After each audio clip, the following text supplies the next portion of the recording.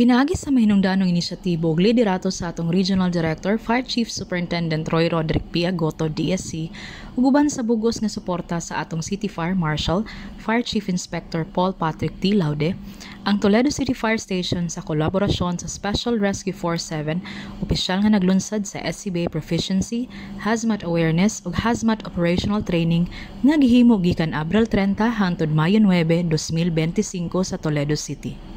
Ang mga pagbansay nagtumong sa pagpaligon sa kahibalo, kasanayan ug kaandam sa atong mga bombero sa pagtubag sa mga emerhensiyang sitwasyon nga may kalibutan sa mga hazardous materials. Kiniyo sa kabahin sa padayon nga paningkamot sa Bureau of Fire Protection nga mapausbaw ang kapasidad sa tanang sakop niini pinaagi sa teknikal ug praktikal nga pagbansay subay sa mga internasyonal nga pamantayan sa emergency response. Ang pagbansay naglangkob sa tulo ka dagkong topiko.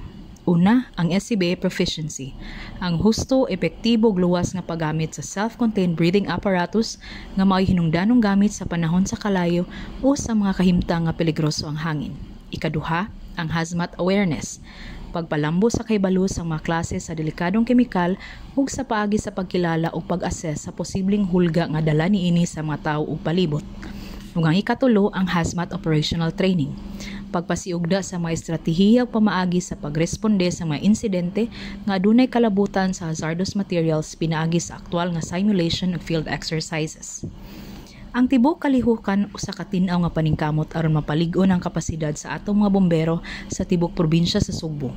Ilabi na karon nga padayon ang pagsaka sa kaso sa hazmat related cases sa nasod. Pinagi sa mong pagbansay, gipadako ang kaygayunan nga mapanalipdan ang kinabuhi, kabtangan ug ang kinayahan nga mo'y sentro sa serbisyo publiko nga gitanyag sa BFP. Ang mga personnel mapasalamaton sa Special Rescue Force 7 sa ilang walay puas nga suporta ug dedikasyon sa maong kalihukan.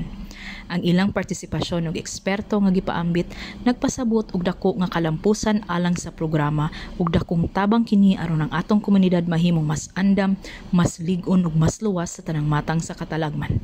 Padayon ang Bureau of Fire Protection sa pagkugi og serbisyo alang sa katawhan ug alang sa kaluwasan sa tanan. Alang sa BFP TV, madasigon alang sa kaluwasan sa publiko.